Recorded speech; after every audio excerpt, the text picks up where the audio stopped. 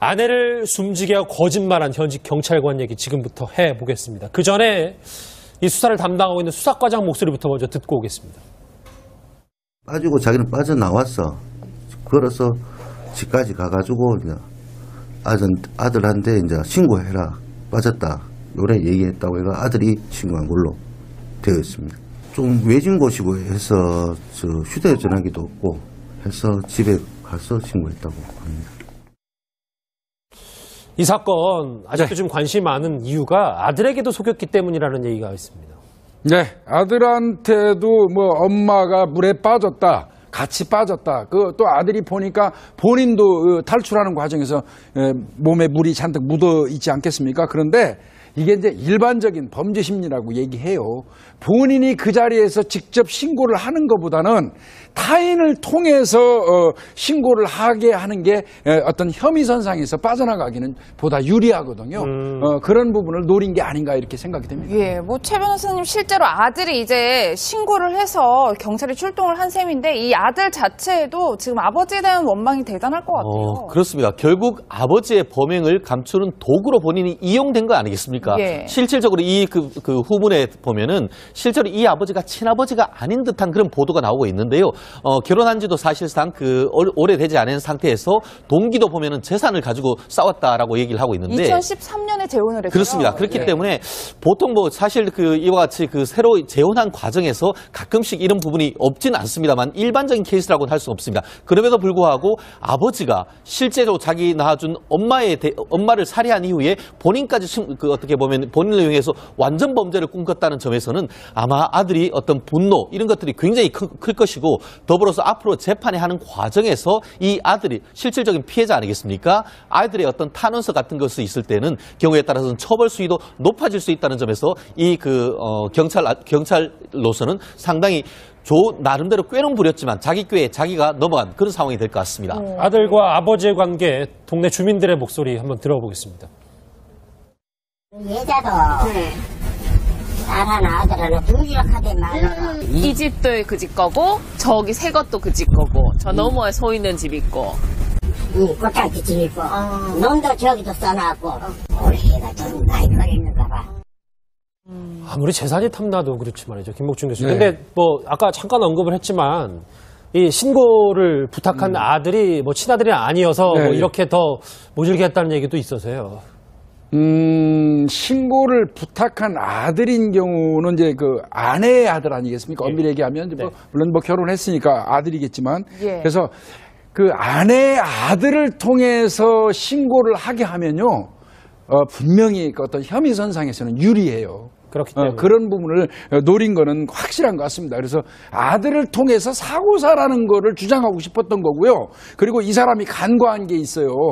같이 근무하고 있는 동료 경찰관들의 입장에서는 자기가 그렇게 얘기하면 그냥 믿어줄 거로 판단한 거예요. 본인이 현직 경찰이기 때문에. 현직 경찰이고 또 어찌됐건 경위 초급 간부고 또 뭐 경위까지 달 정도가 되면 아마 그 경찰서에서 꽤 오래 근무했을 겁니다. 그러다 보니까 동료들이 나와서 서로 조사를 하더라도 나는 의심 안 할 거야 하는 어떤 그런 어리석음이 있었어요.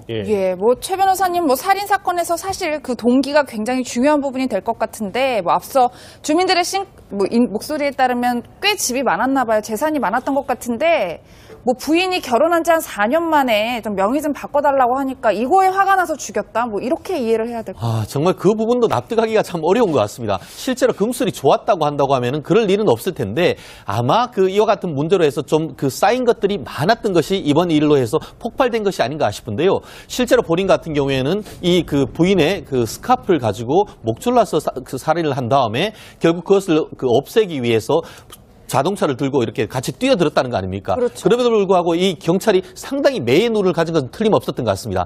구조했는데 봤을 때 적극적으로 구조하는 것이 아닌 것처럼 보였고 그 장소가 봤을 때 결코 사고가 그렇게 쉽게 나지 않을 그런 것들을 보면서 추궁을 했지만 계속 부인을 했답니다. 그런데 결국 국과수 결과를 딱 봤더니만 이것이 교살이 어떻게 보면 물에 빠져서 익사가 아니고 사실상 이미 사망했다는 점을 밝혀지니까 그제서야 자백을 했다라고 하는 것 같은데요. 어떤 완전 범죄를 노렸을지 모르지만 결국 모든 범죄는 드러날 수밖에 없다는 것을 명확하게 보여주는 사건인 것 같습니다. 아들까지 속이고 아내를 살해한 현직 경찰관 얘기 속보로 짚어봤습니다. 아내를 숨지게 하고 거짓말한 현직 경찰관 얘기 지금부터 해보겠습니다. 그 전에 이 수사를 담당하고 있는 수사과장 목소리부터 먼저 듣고 오겠습니다. 빠지고 자기는 빠져나왔어. 걸어서 집까지 가가지고 이제 아들한테 이제 신고해라. 빠졌다.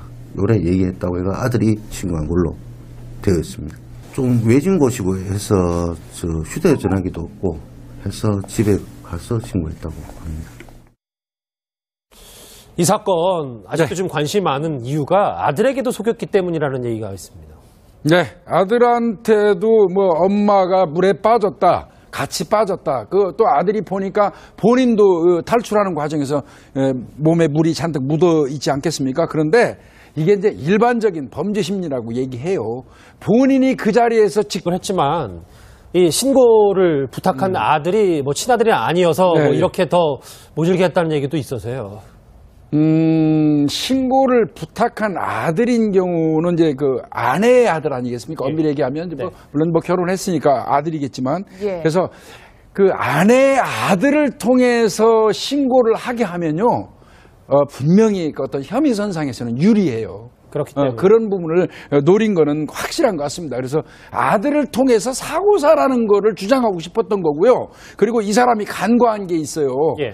같이 근무하고 있는 동료 경찰관들이 입장에서는 자기가 그렇게 얘기하면 그냥 믿어줄 거로 판단한 거예요. 예. 본인이 현직 경찰이기 현직 때문에 경찰이고 또 어찌됐건 경위 초급 간부고 또 뭐 경위까지 달 정도가 되면 아마 그 경찰서에서 꽤 오래 근무했을 겁니다. 그러다 보니까 동료들이 나와서 서로 조사를 하더라도 나는 의심 안 할 거야 하는 어떤 그런 어리석음이 있었어요. 예, 뭐 최 변호사님 뭐 살인 사건에서 사실 그 동기가 굉장히 중요한 부분이 될 것 같은데 뭐 앞서 주민들의 목소리에 따르면 꽤 집이 많았나 봐요. 재산이 많았던 것 같은데 뭐 부인이 결혼한 지 한 4년 만에 좀 명의 좀 바꿔달라고 하니까 이거에 화가 나서 죽였다. 뭐 이렇게 이해를 해야 될 것 같아요. 정말 그 부분도 납득하기가 참 어려운 것 같습니다. 실제로 금술이 좋았다고 한다고 하면은 그럴 일은 없을 텐데 아마 그 이와 같은 문제로 해서 좀 그 쌓인 것들이 많았던 것이 이번 일로 해서 폭발된 것이 아닌가 싶은데요. 실제로 본인 같은 경우에는 이 그 부인의 그 스카프를 가지고 목줄라서 그 살인을 한 다음에 결국 그것을 그 없애기 위해서 자동차를 들고 이렇게 같이 뛰어들었다는 거 아닙니까? 그렇죠. 그럼에도 불구하고 이 경찰이 상당히 매의 눈을 가진 것은 틀림없었던 것 같습니다.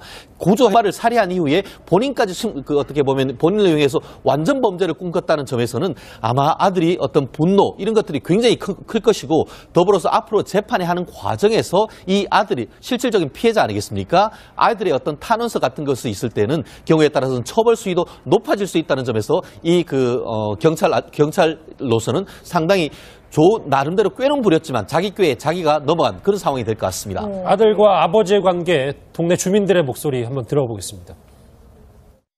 여자도 딸 하나 아들 하나 둘이라 하대 말로 이 집도 그 집 거고 저기 새 것도 그 집 거고 저 너머에 소 있는 집 있고 꽃장기 집 있고 놈도 저기도 써놨고 올해가 좀 많이 걸리는가 봐.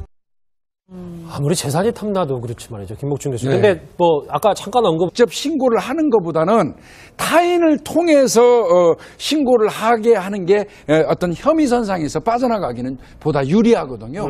그런 부분을 노린 게 아닌가 이렇게 생각이 됩니다. 예, 뭐 최 변호사님 실제로 아들이 이제 신고를 해서 경찰이 출동을 한 셈인데 이 아들 자체에도 지금 아버지에 대한 원망이 대단할 것 같아요. 그렇습니다. 결국 아버지의 범행을 감추는 도구로 본인이 이용된 거 아니겠습니까? 예. 실질적으로 이 그 후문에 보면은 실제로 이 아버지가 친아버지가 아닌 듯한 그런 보도가 나오고 있는데요. 결혼한 지도 사실상 오래되지 않은 상태에서 동기도 보면은 재산을 가지고 싸웠다라고 얘기를 하고 있는데 2013년에 재혼을 했어요. 그렇습니다. 그렇기 예. 때문에 보통 뭐 사실 이와 같이 새로 재혼한 과정에서 가끔씩 이런 부분이 없지는 않습니다만 일반적인 케이스라고는 할 수는 없습니다. 그럼에도 불구하고 아버지가 실제로 자기 낳아준 엄마의